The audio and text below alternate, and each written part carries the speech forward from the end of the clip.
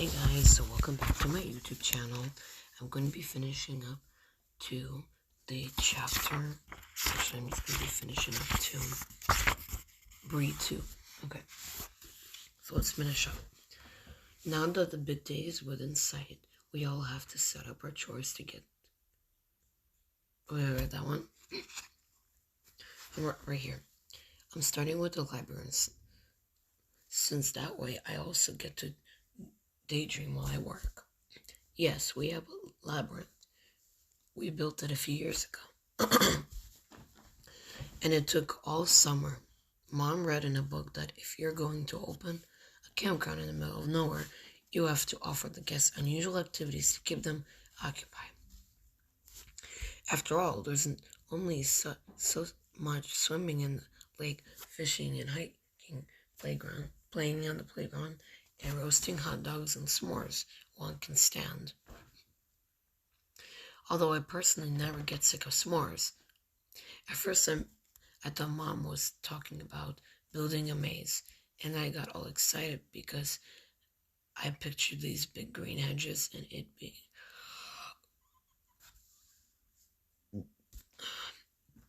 sorry, I just yawned. All sort of Victorian and fairy tale-ish.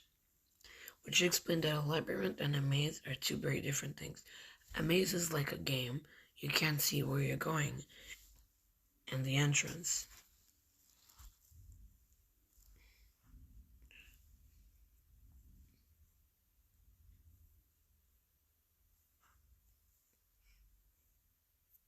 An entrance or exit are two different places. A labyrinth is an ancient series of spiraling circles created on the ground with stones that you walk through. You're supposed to ponder some big question like that. You should be when you grow up, or if a tree falls in the woods or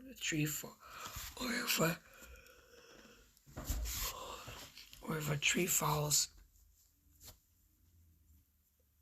in the woods and no one is around to hear it.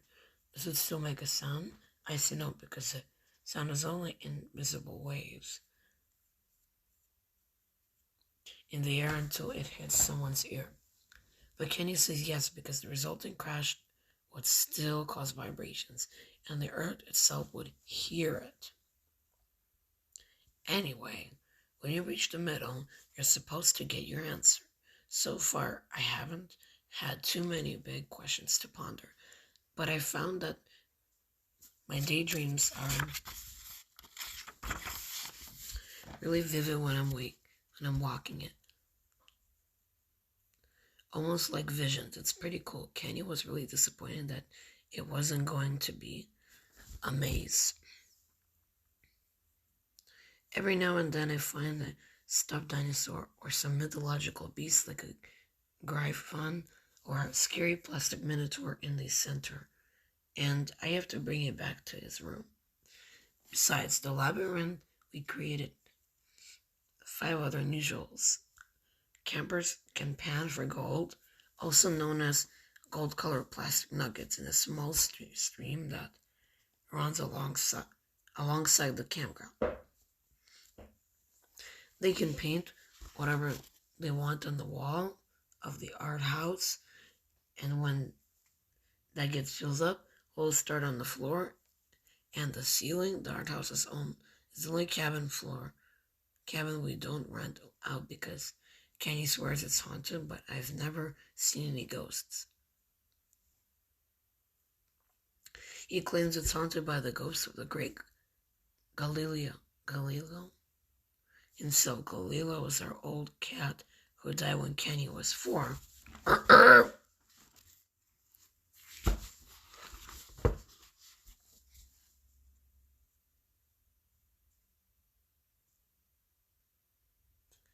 Not the famous scientist, although the cat was named after the scientist, obviously.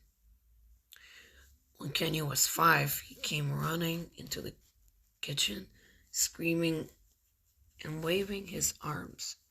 Great Galileo's ghost, it's hot out. The phrase has become our family's way of swearing without actually swearing. In the back room of the art house is an Alien Central where campers can monitor the computer that sweeps the sky for alien radio transmissions all day and all night.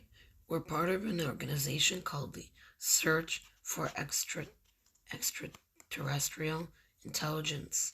Our computer is one of millions that analyze radio signals as they come in from outer space.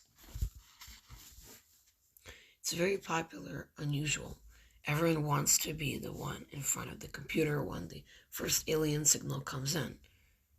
Besides finding aliens, people can walk through the sun garden and tell the time by the shadow they cast on the ground.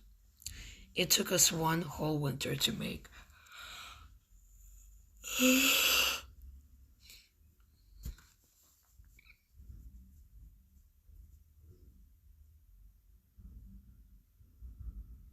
To make the giant sundial out of mosaic tile and concrete. Up the hill from the pavilion with all the picnic tables and grills, we have the Star Garden, where guests can try out a bunch of different telescopes and binoculars that astronomers have donated to my parents over the years. Our campground is pretty famous within the astronomy community. We have star parties each year where people come from all over the country to stargaze together. Since the skies up here are so dark and wide, my whole family is trained on how to use the equipment, but most of the guests request me. I know the difference between a reflective scope and a refractive scope, and the names of most of the craters on the moon. I can point the campers in the direction of newborn stars in the Orion Nebula or a dust storm on Mars as easily as telling from which way to the restrooms. And if we're lucky enough to see the dancing lights of the Aurora Borealis, I'm out there with the hot chocolate and warm blankets. If pressed, I can explain that the reds and oranges and greens that billow down from the sky are different types of gas atoms and molecules colliding with solar particles, but mostly I just like to enjoy the show.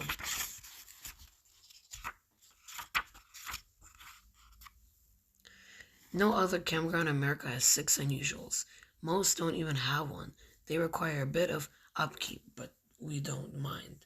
Make sure you pack the dirt down tight, Ellie. Dad returns as though this is my first time doing this.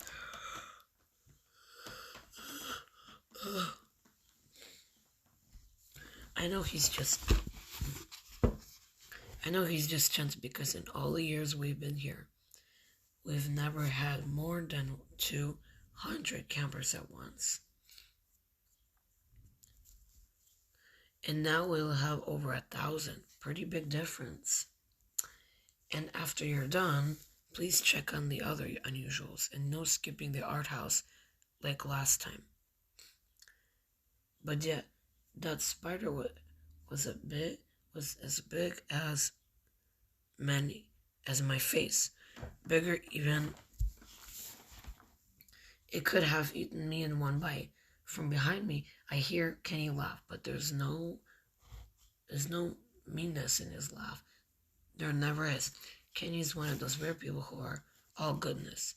That's not to say he doesn't do the typical annoying little brother stuff like grab the last buckwheat pancake off my plate or stick a wet finger in my ear. But he's also really smart and pretty funny.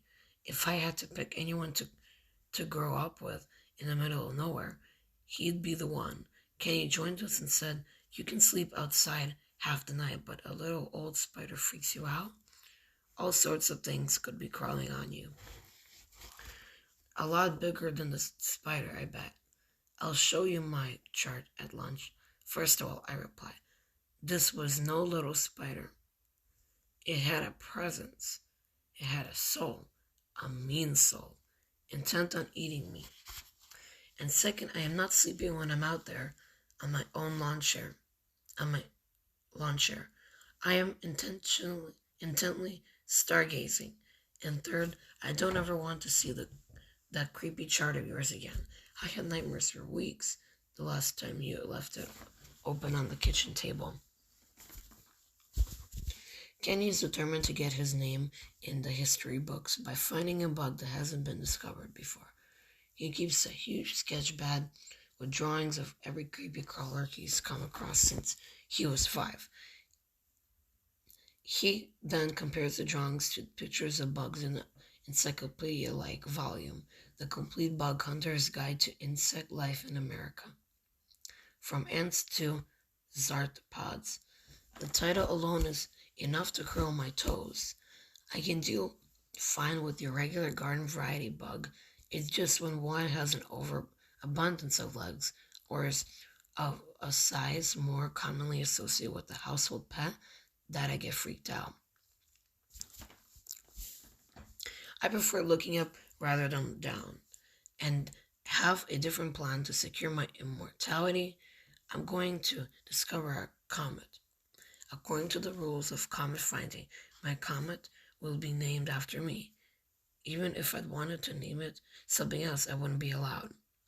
Every time circles around the sun and approaches Earth, excited onlookers will exclaim, "There goes Comet Summers, isn't it bright? Isn't it amazing?"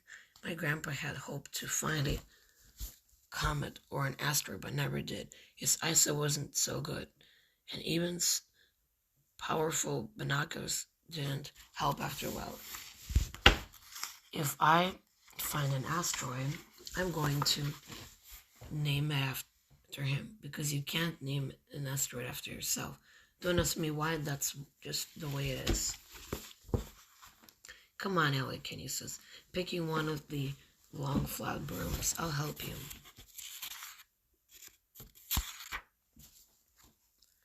Don't forget to fill out the logbooks, my father says over his shoulder as he walks away.